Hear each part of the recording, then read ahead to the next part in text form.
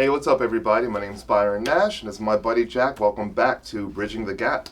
And I'm Jack Johnny Angel Hunt, and we're here to talk some serious music today. So, I'm not gonna lie, I'm a little sluggish today because You are? I've been gigging. I've been working in the studio, doing a lot of things, and I was thinking about how we're similar in the sense that we kind of lead our bands. Yes. What are some of the things that, oh God, there's so many things, but what are some of the things that you feel like you learned from being a band leader? Not just being a musician, but like actually being someone who has to sort of be the face of it and be the momentum behind that. What's that like? What was that like for you? It was different because I learned that it doesn't take being a good musician to do something right, because you have to learn the business part of it. Yeah. And when you don't know the business part of it, you're just musicians that are running awry. Yeah. So being the band leader, I was almost like, at times, musicians are very, very like childlike because they're kids. They're having fun. We're the same way. Yeah. You know what I Still a mean? big kid. And we do things that you probably wouldn't normally do because you're creative and you're doing.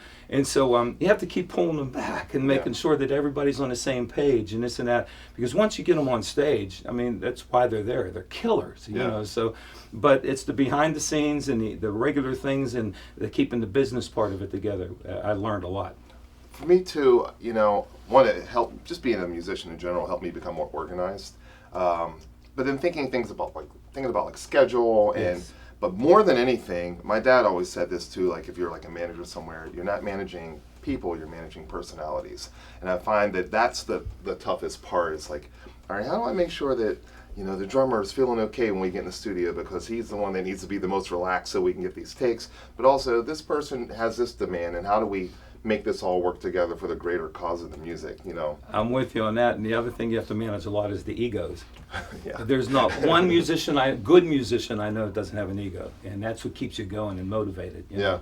And what you got to keep all them in control, so that our egos don't take over what we're doing. You know what I mean? So that was one of the hardest things to do. Not because they had such big egos, but because they're so good at what they do. Yeah. When they used to come to see us in our prime, John Angel and the Halos, what was kind of cool is that there would be groups of people in the audience that came just to see Glenn on saxophone. Yeah. Just to see Jibbo on his piano, what he's going to say. You know what I mean? So each guy had their own little island of people that came to see them, but that they saw the whole unit. You know what I mean? So if you were to give advice to like a new artist who's like, you know what, I want to start a band. You know, the starting a band means you have to lead that band. What would be one of the major things you would tell them to think about? First of all, you have to be friends. Yeah. I mean, you can have some of the greatest musicians in the world, but if they don't get along, there's going to be dissension. It's not going to work. Yeah. So you got to make sure that you understand each other, first of all, and what each one brings to the final product. You know. So I would say make sure that you're happy with everything that you have. If there's a weak link that you're not crazy about, you'd have to strengthen that link, or you need to replace it until you get to that point where you're one unit. You know what I mean? I've been fortunate. The majority of my band's been with me 50 years. Wow. And there's been a lot of ups and downs, but there's been a lot of brotherly love, if you know what I mean. Awesome. I was thinking about it too. It's like, I've never thought of myself as like a solo artist. I always felt like I wanted to have this, like I play solo, and I'm out as myself, but I still really love like the band atmosphere. You know, I love that collaborating. I like that collective energy. It's funny you say that, because Bubba and I, my partner, both of us are the lead singers in the band, but neither one of us like to sing lead. I would much rather do harmony and be one of those voices making that chord and make it the blend instead of I hate singing lead. I feel you. But you got to do that, you know. Awesome. Speaking of like band leaders, record of the week. Oh. You want to share yours first, or you go first? I would like to talk about it because you have two. It's the same group, but I brought this one because I liked what the Thunderbirds did. Yeah. Okay. And of course, when they first came on the scene, and they did, they're known for blues, you know, but they didn't do blues like the traditional blues. They did more of a soulful type blues thing. They were even covering stuff by like Sam and Dave. Okay. But this is the album that has all those great songs on it. But the album cover to me looks like my mother's tablecloth, so I wasn't crazy about it. But this one, look at the artwork on that one. I mean, it just pops. which is another thing that used to happen in our day. The cover sold a lot of the records. Mm-hmm. You know what I mean? Yeah. And what is yours today? Man. Stevie Wonder. Oh. Again, artwork, crazy, awesome. And this record changed my life. My mom was a big Stevie fan. And I'm getting like choked up thinking about it. But something about the artwork too, because I was thinking about his lyrics, and I know he had a guy that like they wrote together, but he writes like he can see, right? And I never thought of it until like I was older. I'm like, wait a minute, he's talking about green leaves and things turning colors, but I also thought about Stevie Wonder, even in my new project, of how I wanted to bring the best people in, and he was always good at that, and how he wasn't afraid of showcasing their talent. Like you think of Sunshine in My Life. He doesn't start that song off. Two other people do. Exactly right. And he was really good about that. And so this record is sort of making me, it's directing me in how I want to lead and how I want to be with my bandmates. And I'm like, hey, you can play keys? Cool, you can play keys on that part. Do you sing that better? You can do that. Amen to that. Whatever's best for the That's music. right. And so that's sort of where I'm at. And speaking of really awesome leaders in music, we have a guest coming up for you guys. Stay tuned. Be right back at you. Jack in the Box. Welcome to Jack in the Box. Jack here again in the box. Now check this out. I want to go back to the days of the wristwatch. How many of you have a wristwatch, right? It's a thing of the past, right? I got a wristwatch when I graduated from grade school, when I graduated from high school, even got one when I retired, right? No one wears watches anymore, but it's a new fashion. You need to have a wristwatch. Now this is the Zorro watch. If you watch Zorro on Saturday mornings on the cartoons, this was the real guy. He had his sword, he had the little black mask, he rode on the great horse, right? Zorro, this is the Zorro watch. You can have a Zorro watch to keep your time and know what's going on. And it comes with your little pewter hat, which is a stamper that you can stamp on all your papers, right? But this is Zorro because it's Zorro once again. Here at Ginchy Stuff, having some fun.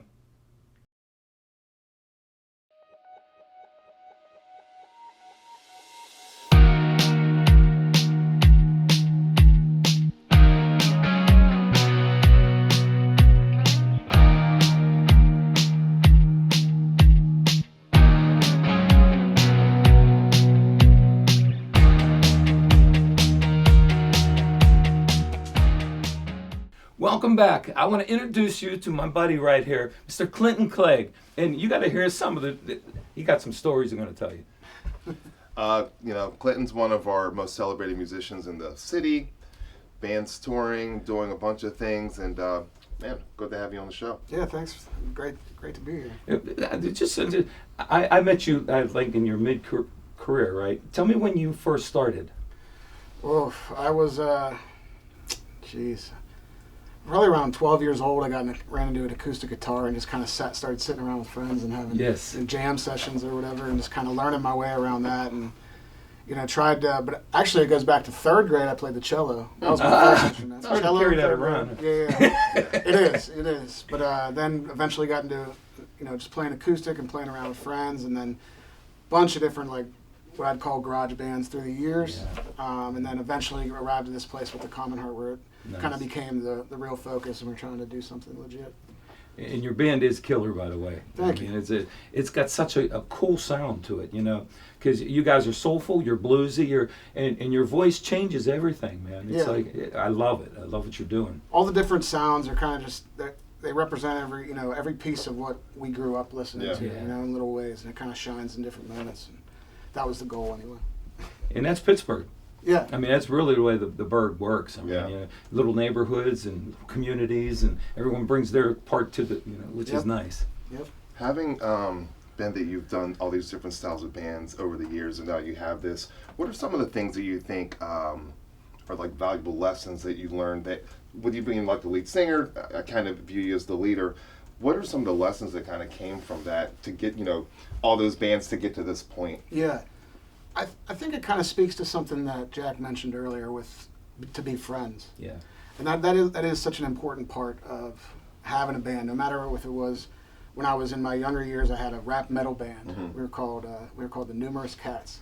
And but we were all friends. We were hanging out all the time, and we were just doing, playing different kind of shows and just having the best time ever and just becoming friends. And then as you get, the same thing when I started coming to Pittsburgh and started connecting with the people that eventually made the Commonheart, we were all friends. We all admired each other and enjoyed being around each other. And then the music kind of came from that, and that's how it kind of grew. And I just think that's really important. And my earlier bands taught me that too, to be friends, and that keeps it going. That keeps people coming back. Absolutely.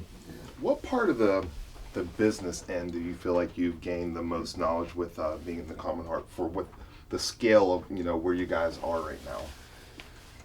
The business side, I learned how to. It's really taught me patience. Yeah. And to learn how to market yourself and how to roll things out in a certain kind of way. I think there's a lot of value in learning on how to market yourself and get your band out there the right way. But it's also taught me from being on the road. It kind of taught me the tour manager role, which is it's a tough job. Yeah, babysit. Yeah, a lot of moving parts. Yeah, and it is that's kind of a really tough side of the business, but. Back to friendship, when you're working with your friends, and That's right. the common goal is all kind of the same. Yeah. Of just we want to create music, we want to try to build a business that gets us paid and gets us compensated for the right way, and there's a way to do that, but it does start with friendship. And sure does. When I had to do the tour managing, it was they cut me a lot of slack. They're good people to work with. So you guys toured extensively, played all over the place. What are the top 3 venues that you played? Oof. Fillmore. Oh, yeah, that's crazy. Fillmore was awesome. Probably the most memorable one. East or West? West. West, okay. Yeah. We were opening for J.J. Gray and Mofro out there. Some of the venues we would hit, like the Georgia Theater, we got to open for them there. And the Fillmore was just such a memorable one. Wow. You're in this place, and they have all the old tour posters on the wall. Oh, man. And I'll never forget, they had Aretha Franklin's tour poster, but they had way up high, but connected to it were flowers that she was given at the event. And they were stapled on top of the tour poster with these old flowers.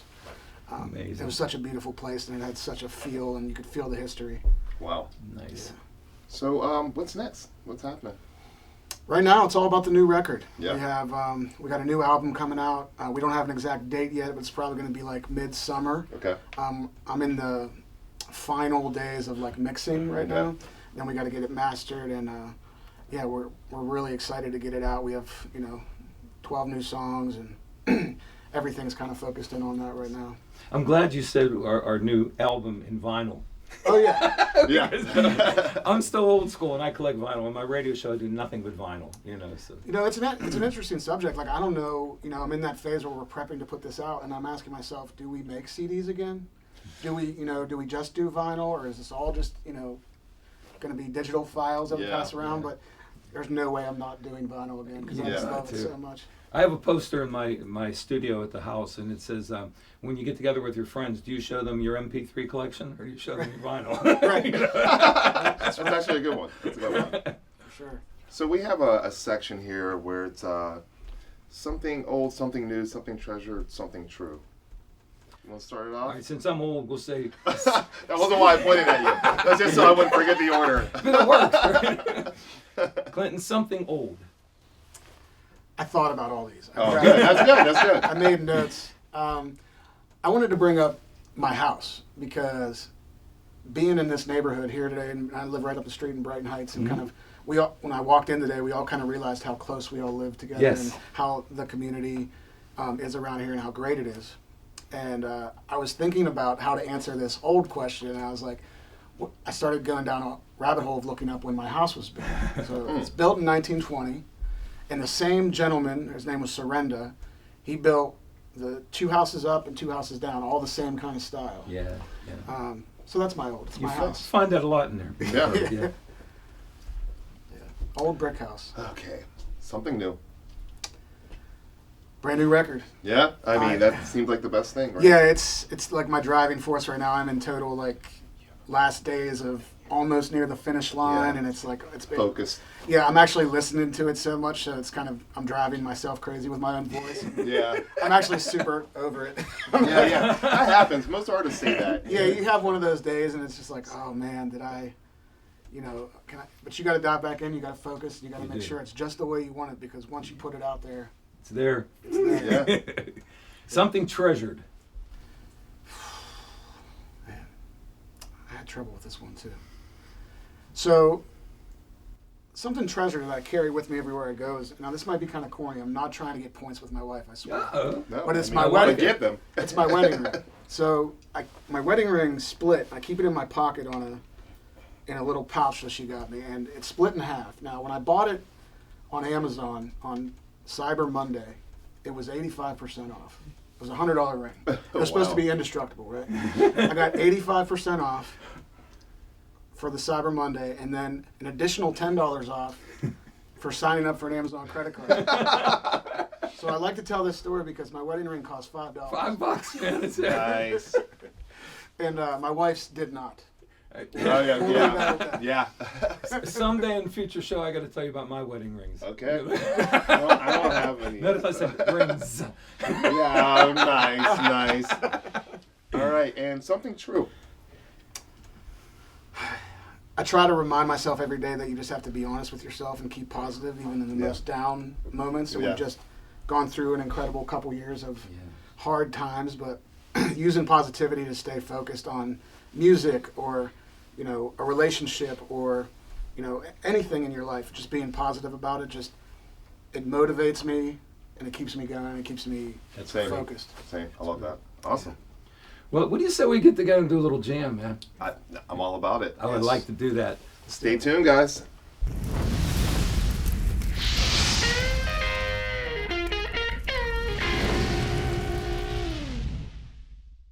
Hey, what's up, everybody? Welcome back to Byron's Bodega. Today, I'm super excited to talk about one of my number one things that I love to do, which is go to concerts. Back in the day, I mean, it still happens, but not the same because everything's digital. There was like a lot of pride in saving your concert tickets, so me and my friends would all just hold on to it because it's sort of like a token of that memory and of that particular show. Here's a few of my concert tickets. This doesn't scrape the whole surface of how many I've actually been to. These are just the ones that, like, when I was really into collecting them and saving them, that I kept. And it runs the gamut. I mean, we have Slayer in 2001, Ozfest 1999, Lenny Kravitz, Black Crowes 1999, D'Angelo 2000, Phil Lesh and Friends at Station Square. I actually played the show and opened up for Phil Lesh from the Grateful Dead. So I still have the concert ticket and I have the poster with our band name on it, Sporadic, that band there. Pearl Jam, went to the show in 2000 by myself. I worked at a magazine, had a bunch of tickets. Nobody could go, so I went by myself. Perfect circle. So I just really love this vibe. You know, I come from that era where you just collect things, and this is my way of holding on to that musical memory. So, you know, nowadays you don't do that so much, but if you do have ticket stubs, hold on to them. I don't Right, think okay. we need to, yeah. Cool. All right, action.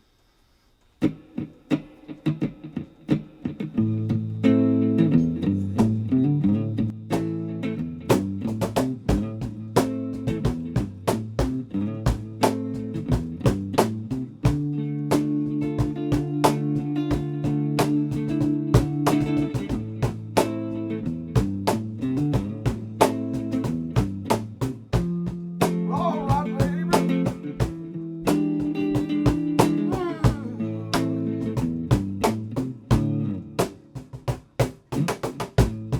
Thriller's gone. All the thriller's gone away. Oh Lord, the said the thriller's gone. The thriller's gone away from me. And now that it's all over, you're gonna be sorry one day. Tell it all, the thrill is gone. Said the thrill is gone away from me. Oh Lord, you know the thrill is gone, gone, gone. It's gone away from me. Oh Lord, one day it'll be all over. Maybe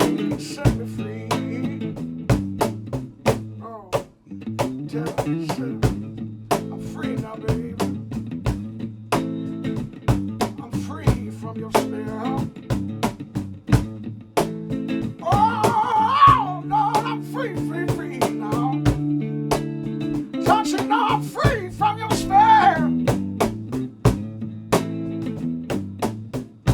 Now that it's all over now, all I can do is wish you well.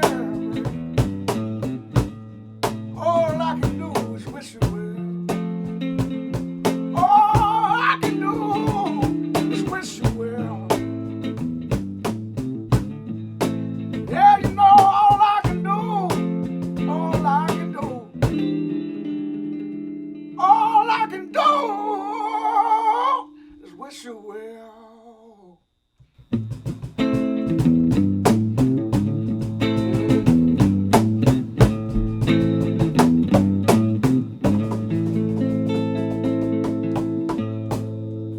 Yeah, man. Thanks so much for being on the show, man. Oh, my pleasure. Yeah. Thanks to both of you. It's a pleasure, brother. Yeah. Guys, thank you for tuning in. Stay tuned for the next episode and our next special guest. See you next week.